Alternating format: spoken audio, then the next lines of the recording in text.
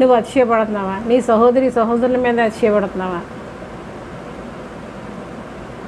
నువ్వేదో ఆకాశం నుంచి ఊడిపడినట్టు నువ్వు అనుకుంటున్నావా? ఎంత తగ్గించుకుంటే అంత మంచిది.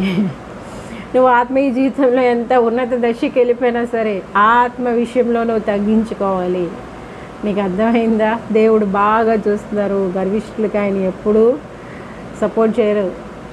గర్విష్ఠులు ఆయన అనుస్తారు. గర్వం పనికిరాదు, అతిశయం పనికిరాదు. అందరినీ మనం మన్నన చేయాలి, గౌరవించాలి. దేన్ని బట్టి అతిశయించేది ప్రభువుని బట్టి మాత్రమే అతిశయించాలి మనం.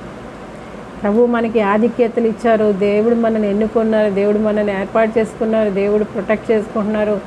ఆయన చిత్తంలో మనం కొనసాగడమే అన్న ఒక ఆలోచన కలిగి మనం వెళ్తూ ఉండాలి. కథక శుభత్తర పక్కునియా రేవైశాందరవత్తర పక్కునియా రే